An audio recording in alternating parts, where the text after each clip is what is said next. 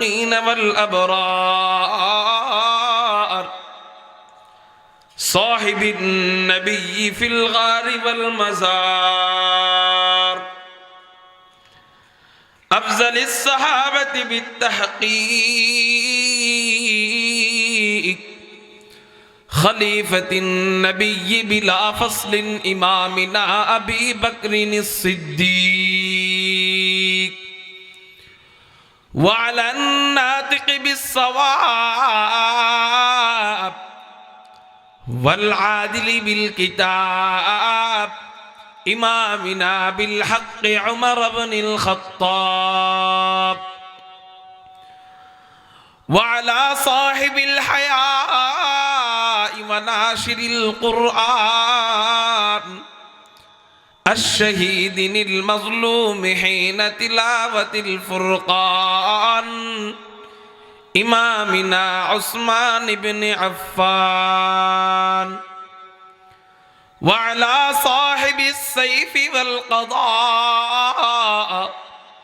وناشر العلم والهدى أسد الله الغالب إمامنا علي بن أبي طالب رضي الله تعالى عنهم أجمعين أما بعد فأعوذ بالله من الشيطان الرجيم بسم الله الرحمن الرحيم وقضى ربك ألا تعبدوا إلا إياه وبالوالدين إحسانا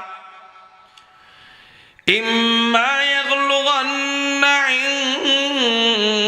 الكبر أحدهما أو كلاهما فلا تقل لهما أف ولا تنهرهما وقل لهما قولا كريما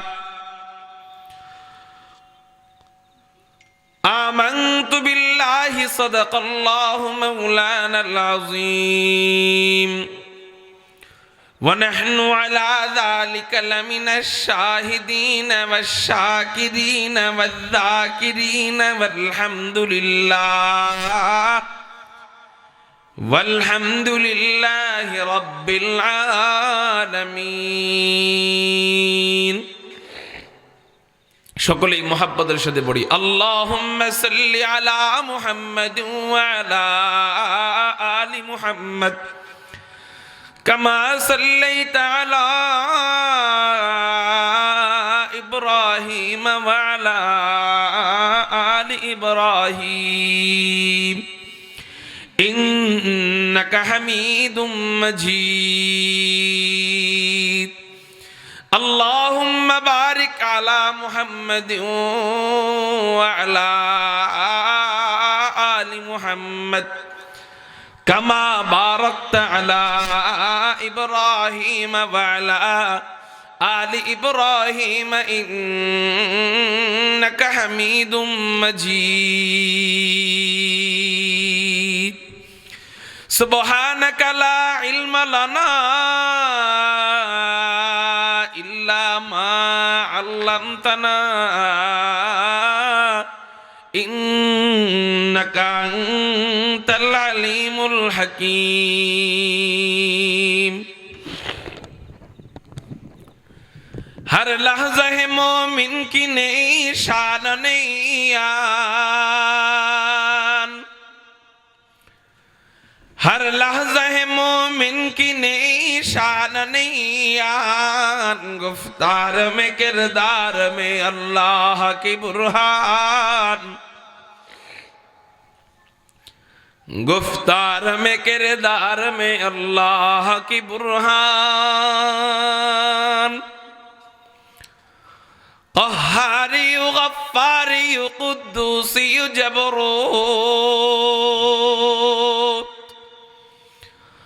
قهاري غفاري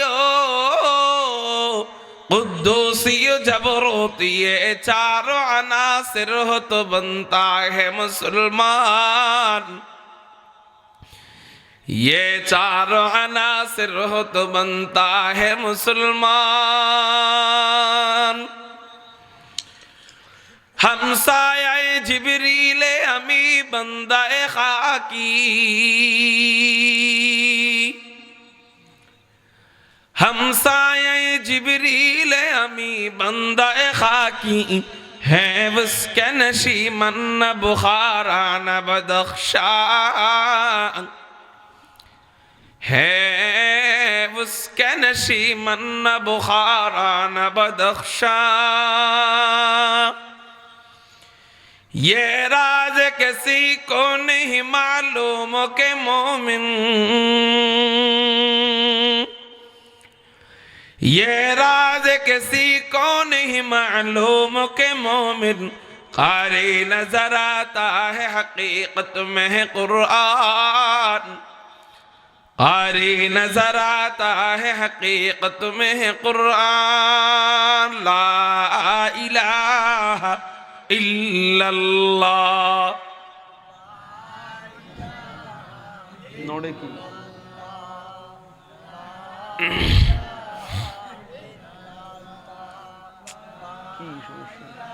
झाकतेছে কেন? লা ইলাহা ইল্লাল্লাহ, লা ইলাহা इल्लल्लाह। तेरे महबूब की या रब, तेरे महबूब की या रब शबाहत लेके आया हो, हकीकत उसका तो कर मैं सूरत लेके आया हो, न अजमत लेके आया हो न शौकत लेके आया हो, न अजमत लेके आया हो न शौकत लेके आया हो, मोहब्बत लेके आया हो, मोहब्बत लेके आया हो। ला इलाहा इल्लल्लाह।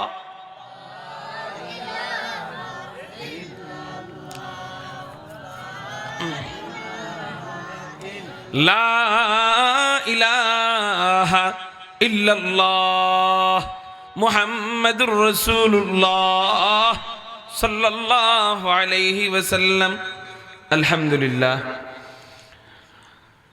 আল্লাহ পাক রব্বুল আলামিনের কাছে লাখ কোটি শুকরিয়া যে মহান রব্বে করিম আমাদেরকে বাবনাকান্দি চক হাবিজপুর যুব সমাজ ও প্রবাসীদের উদ্যোগে আয়োজিত তাফসীরুল কুরআন মাহফিলে রব্বে কায়নাত রব্বে করিম আমাদেরকে আসবার এবং বসবার তৌফিক দান করেছেন। সেই জন্য সবাই অন্তরের অন্তঃস্থল থেকে শুকরিয়া আদায় করি, চিৎকার দিয়ে বলি আলহামদুলিল্লাহ। আওয়াজটা মন মতো হয় নাই, মুসলমানদের কণ্ঠে এত আসতে হলে মানায় না, চিৎকার দিয়ে বলি আলহামদুলিল্লাহ। এই সাউন্ডটা আপনাদের থেকে বয়ানের শেষ পর্যন্ত চাই, পাবো তো ইনশাআল্লাহ। মুহতারাম হাজিরিন, আমাকে মাহফিল কর্তৃপক্ষ থেকে একটি বিষয় দেওয়া হয়েছে, সেই বিষয়টিকে সামনে রেখে আপনাদের সামনে একটি আয়াতে কারিমা তেলাওয়াত করেছি। আল্লাহ পাক রব্বুল আলামিন সূরাতু বনি ইসরাঈলের ভিতরে আল্লাহ ইরশাদ করেন, আউযু বিল্লাহি মিনাশ শাইতানির রাজীম, বিসমিল্লাহির রহমানির রহিম। ওয়াকাদা রাব্বুকা আল্লা তা'বুদু ইল্লা ইয়্যাহু ওয়া বিল ওয়ালিদাইনি ইহসানা। আল্লাহ পাক রব্বুল আলামিন বলেন, তোমার প্রতিপালক আদেশ করতেছেন। বলেন কে? আল্লাহ বলতেছেন, তোমার প্রতিপালক আদেশ করতেছেন আল্লাহ তা'বুদু ইল্লা ইয়্যাহ, একমাত্র তোমরা আল্লাহ পাকেরই ইবাদত করবা। 2 নম্বর, তোমাদেরকে আদেশ করতেছেন ওয়া বিল ওয়ালিদাইনি ইহসানা, মাতা পিতার সাথে তোমরা ভালো আচরণ করবা। এই আয়াতে আল্লাহ পাক রব্বুল আলামিনের আদেশ কয়টা? জোরে বলেন, জোরে বলেন কয়টা? 2টা। আল্লাহ পাক রব্বুল আলামিন এই আয়াতের ভিতরে আদেশ করতেছেন 2টা। এই 2টা বিষয় হলো 2 জনের অধিকার নিয়ে। কয়জনের অধিকার? এক আল্লাহর অধিকার, 2 নাম্বার হলো মা বাবার অধিকার। 2 গ্রুপের অধিকার। একজন তো আল্লাহ, আর আরেক গ্রুপ হলো মা এবং বাবা। মনে রাখবেন, অধিকার 2 প্রকার। যেটাকে আমরা আরবিতে যদি বলি হক, দুই প্রকার। হক কয় প্রকার বলেন? দুই প্রকার। আল্লাহ এখানে আল্লাহর ইবাদতের কথা এনেছেন, এরপরেই মা বাবার কথা এনেছেন। কারণ কি? কারণ হলো প্রথমে আল্লাহর হক পূরণ করতে হবে, দ্বিতীয় নাম্বারে মা বাবার হক পূরণ করতে হবে। মুহতারাম হাজিরিন, হক অর্থ হলো পাওনা। হক অর্থ কি বলেন? পাওনা। দুনিয়া আখেরাতের মধ্যে সবচেয়ে বড় পাওনাদার আমাদের কাছে হলেন আল্লাহ। দুনিয়া আখেরাতে সবচেয়ে বড় পাওনাদার কে? আল্লাহ। এই জন্য আল্লাহ পাক রব্বুল আলামিন আল্লাহর কথা আগে এনেছেন। এরপর আমরা ভূমিষ্ঠ হওয়ার পর দুনিয়াতে যত আত্মীয় স্বজন আমাদের হবে, যত পাড়া প্রতিবেশী হবে, এর মধ্যে সবচেয়ে বড় পাওনাদার কে? মা এবং বাবা। এই জন্য আল্লাহ আল্লাহর পরে মা এবং বাবার কথা উল্লেখ করেছেন। আগে আল্লাহর কথা এনেছেন, এরপরেই মা বাবার কথা এনেছেন। বলে আল্লাহর কথা আনার কারণ দুনিয়া আখেরাতে সবচেয়ে বড় পাওনাদার হলেন আল্লাহ। আর মা বাবার কথা আনার কারণ দুনিয়ার ভিতরে যারা বেঁচে থাকবে তোমার আত্মীয় স্বজন, এর মধ্যে যত মানুষদের সাথে তোমার সাক্ষাৎ হবে, যত আত্মীয়র সাথে সাক্ষাৎ হবে, যত রক্তের সম্পর্কের মানুষদের সাথে তোমার সম্পর্ক থাকবে, এর মধ্যে সবচেয়ে বড় পাওনাদার হলো তোমার মা এবং বাবা। মুহতারাম হাজিরিন, যেহেতু এটা তাফসির মাহফিল, এই জন্য তাফসিরের ধারাবাহিকতা রক্ষা করবার জন্য আল্লাহর আলোচনাটা আগে করতে হবে। যেহেতু আয়াতে আল্লাহর আলোচনা আছে, এরপরে তাফসিরের ধারাবাহিকতা হিসেবে দ্বিতীয় পর্যায়ে মা বাবার আলোচনা করতে হবে। আসেন আল্লাহর হক নিয়ে সংক্ষিপ্তভাবে একটু ধারণা নেই। আল্লাহর হক বান্দার উপর কি, বান্দার জন্য আল্লাহকে কি পাওনা বুঝিয়ে দেওয়া উচিত, এবং আল্লাহ আমাদের কাছে কেন পাওনা, আল্লাহ পাওনাদার কেন, এটা বুঝতে হবে। আল্লাহ পাওনা কেন? বলে দুনিয়া আখেরাতে আল্লাহ যত মাখলুক বানাইছেন মানুষ ছাড়া দুনিয়া আখেরাতে আল্লাহ যত মাখলুক বানাইছেন, সব মাখলুক বানানোর দুইটা মাকসাদ। এক নাম্বার মাকসাদ হলো আল্লাহর ইবাদত করা। আরেকটা মাকসাদ হলো, দুই নাম্বার মাকসাদ হলো আল্লাহর বন্ধুর খেদমত করা। কোন বন্ধুর? কার বন্ধুর? আপনারা একটা আওয়াজ করেন। কার বন্ধুর খেদমত করা? আল্লাহর বন্ধুর খেদমত করা। এই কথাটা কেন বলতেছি বুঝতে হবে। আল্লাহর হক আমরা আদায় করব কেন, এই কেনর উত্তর দিচ্ছি। কেনর উত্তরটা দেওয়ার আগে আরেকটু সহজ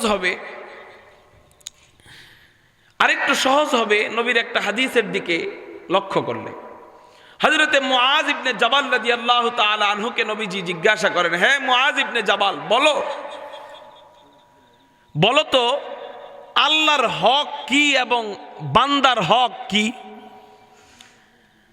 আল্লাহর পাওনা বান্দার কাছে কি, আর বান্দার পাওনা আল্লাহর কাছে কি?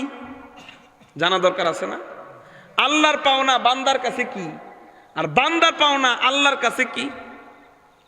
হযরত মুআজ ইবনে জাবাল বললেন, ইয়া রাসূলুল্লাহ, ইয়া হাবিবাল্লাহ, এটা আমি জানি না, আল্লাহ এবং তার রাসূল ভালো জানেন। নবীজি বললেন, শোনো, আল্লাহর পাওনা হলো বান্দা আল্লাহর সাথে শিরিক করবে না, একমাত্র আল্লাহর ইবাদত করবে। এটা আল্লাহর হক। আল্লাহর কি করবে? ইবাদত করবে। আর এই ইবাদত করার পরে, শিরিক না করার পরে বান্দার পাওনা হলো জান্নাত। সুবহানাল্লাহ বলেন। বান্দার পাওনা কি? জান্নাত। যদি কোনো ব্যক্তি আল্লাহর ইবাদত করে এবং শিরিক না করে, সে আল্লাহর হক পূরণ করলো, আর বান্দার হক আল্লাহ জান্নাত দিয়ে পূরণ করলো। এখন আমরা আল্লাহর হক পূরণ করব কেন, এটা একটু বুঝতে হবে। আল্লাহ পাক রব্বুল আলামিনের হক আমরা পূরণ করার কারণ হলো আল্লাহ পাক রব্বুল আলামিন আমাদের জন্য এত কিছু করেছেন যে দুনিয়াতে অন্য কোন মাখলুকের জন্য আল্লাহ এত কিছু করেন নাই। আল্লাহ পাক রব্বুল আলামিন আপনাকে আমাকে বানানোর আগে আল্লাহ কোটি কোটি মাখলুক বানাইলেন। আল্লাহ 7 আসমান বানাইলেন, আল্লাহ 7 জমিন বানাইলেন, আল্লাহ পাহাড় বানাইলেন, আল্লাহ পর্বত বানাইলেন, আল্লাহ নদী বানাইলেন, আল্লাহ নানা বানাইলেন, আল্লাহ খাল বিল বানাইলেন, আল্লাহ চন্দ্র সূর্য বানাইলেন, আল্লাহ অক্সিজেন বানাইলেন, আল্লাহ বাতাস বানাইলেন, আল্লাহ আসমান বানাইলেন সাতটা, এক একটা আসমান এক এক ধাতু দিয়ে বানাইলেন। তাফসীরের কিতাবের মধ্যে পাওয়া যায় আল্লাহ প্রথম আসমান বানাইলেন হলুদ জমরুদের পাথর দিয়া, দ্বিতীয় আসমান আল্লাহ বানাইলেন সাদা রূপা দিয়া, তৃতীয় আসমান আল্লাহ বানাইলেন লাল স্বর্ণ দিয়া, চতুর্থ আসমান আল্লাহ বানাইলেন আবারও সাদা রূপা দিয়া, পঞ্চম আসমান আল্লাহ পাক রব্বুল আলামিন বানান লাল ইয়াকুতের পাথর দিয়া, ষষ্ঠম আসমান আল্লাহ পাক রব্বুল আলামিন বানান সবুজ জমরুদের পাথর দিয়া, সপ্তম আসমান আল্লাহ কোন পাথর দিয়া বানান না, কোন স্বর্ণ রূপা দিয়া বানান না, কোন ধাতু দিয়া বানান না, আল্লাহ পাক রব্বুল আলামিন সপ্তম আসমান নূর দিয়া বানান। আল্লাহ এগুলা কেন বানাইছেন? কবি বলেন ये ज़मीं मेरे लिए है आसमां मेरे लिए,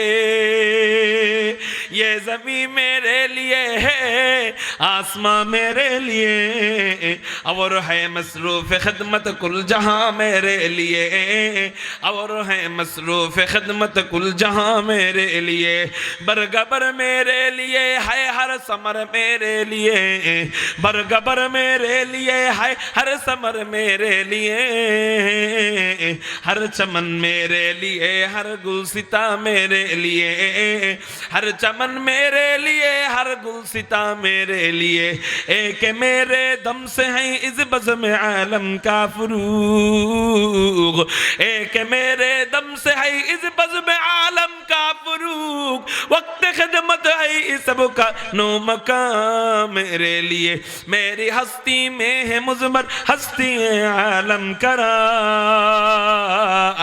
ऐ सब इजाद शूरे कुन फका मेरे लिए, ऐ सब इजाद शूरे कुन फका मेरे लिए, चित्कार दिए बोलें ना अल्लाहु अकबर। আল্লাহ পাক রব্বুল আলামিনের হক আমরা পূরণ করব কেন? আল্লাহ পাক রব্বুল আলামিনের হক আমরা আদায় করব কেন?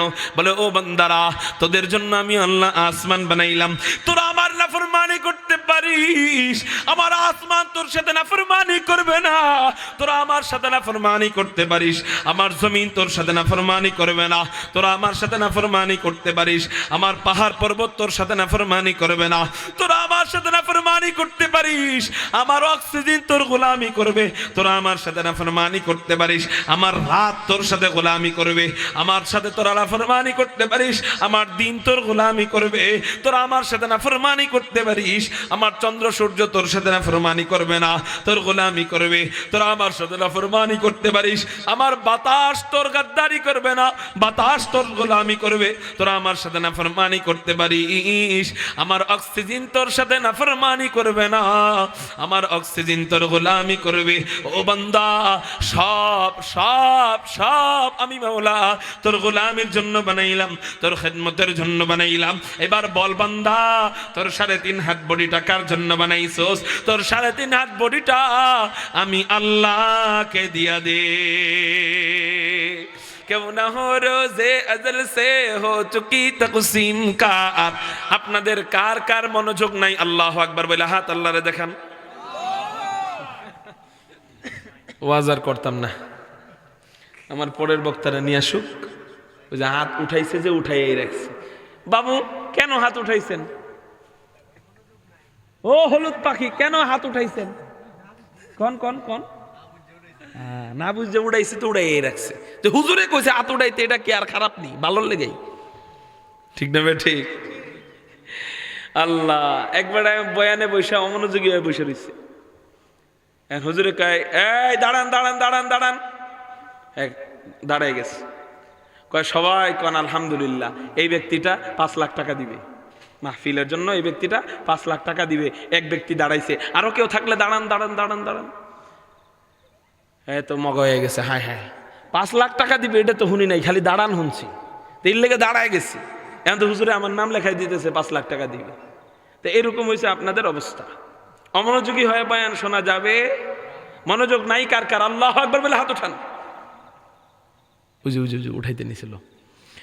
এই মনোযোগ দিয়ে বয়ান শোনা যাবে? মনোযোগ দিতে হবে 100%। কার কার মনোযোগ আছে? আল্লাহু আকবার বলে হাত উঠান। এমন মনোযোগ চাই, পাবো তো ইনশাআল্লাহ? হাত নামান। আমি যে আয়াত তেলাওয়াত করছি, এই আয়াতে মোটমাট